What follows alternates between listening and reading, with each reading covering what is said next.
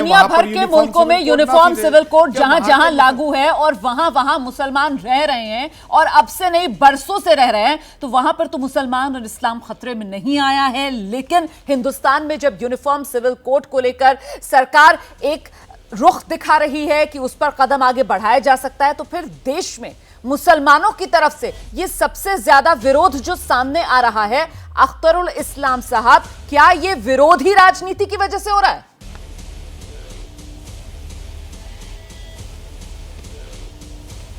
नहीं, देखिए, हम तो पर्सनल लॉ बोर्ड ने क्या एतराज किया, किन लोगों ने क्या एतराज किया, हम उसका पक्ष तो नहीं रखेंगे। आरजेडी का जो मानना है,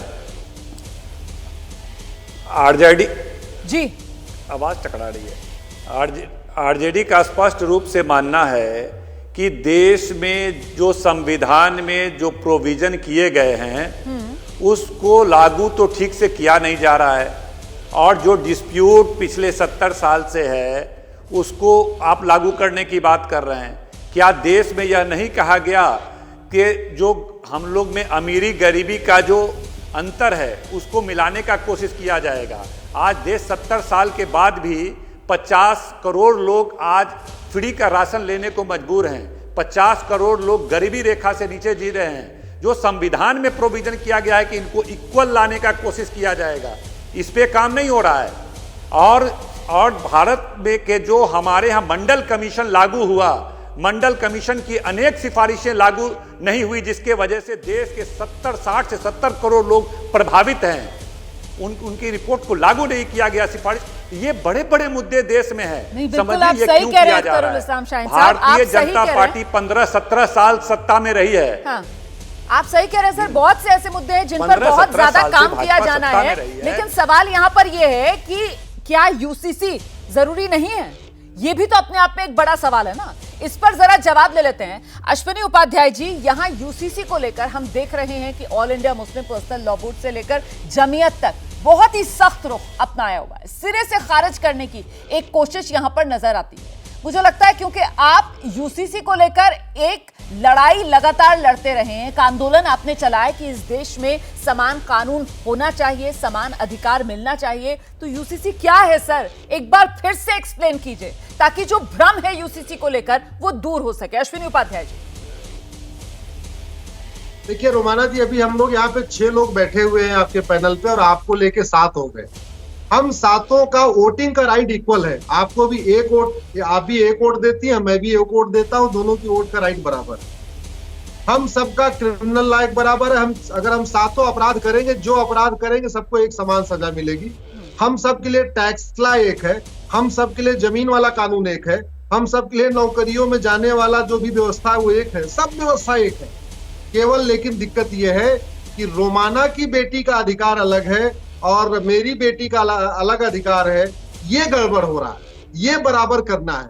मैं क्लेरिफाई करना चाहूंगा, ये यूनिफॉर्म ड्रेस कोड नहीं है कि सबका ड्रेस कपड़ा एक जैसा पहनने एक जैसा हो जाएगा। ये यूनिफॉर्म आइडेंटिटी कोड नहीं है कि किसी की आइडेंटिटी बिगड़ जाएगी। ये यूनिफॉर्म रिलीजियस कोड नहीं है कि सबको एक जैसा एक तरीके से अपना अपना रिलीजन फॉलो करना पड़ेगा। ये यूनिफॉर्म कस्टम कोड नहीं है कि लोगों के कस्टम में इंटरफेरेंस हो जाएगा। ये यूनिफॉर्म फेस्टिवल कोड नहीं है कि लोगों के त्योहारों में कोई इंटरफेरेंस हो जाएगा। ये यूनिफॉर्म ट्रेडिशन कोड नहीं है कि सबके ट्रेडिशन एक जैसे हो जाएंगे। ये यूनिफॉर्म मैरिज कोड नहीं है कि सबको शादी एक तरीके से करना पड़ेगा। ये यूनिफॉर्म फूड कोड नहीं है कि सबको एक जैसा खाना खाना पड़ेगा। ये यूनिफॉर्म एजुकेशन कोड नहीं है कि मदरसा मिशनरी स्कूल बंद हो जाएगा। ये यूनिफॉर्म लैंग्वेज कोड नहीं है कि सबको भाषा एक बोलनी पड़ेगी। सर पूजा को लेकर भी क्लियर कीजिए ना, पूजा पद्धति पर भी कोई आंच नहीं आएगी ना इससे, ये भी क्लियर कीजिए जरा जल्दी से।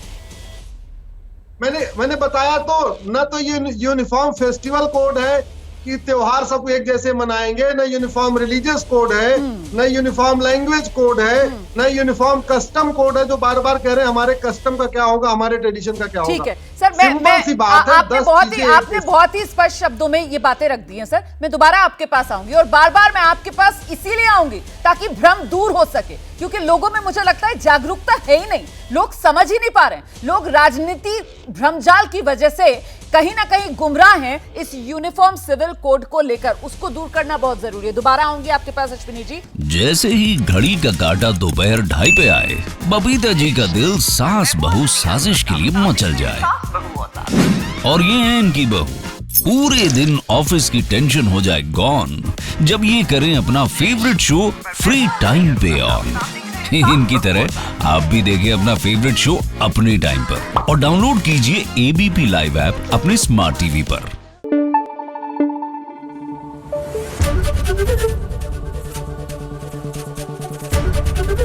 एबीपी न्यूज आपको रखे आगे।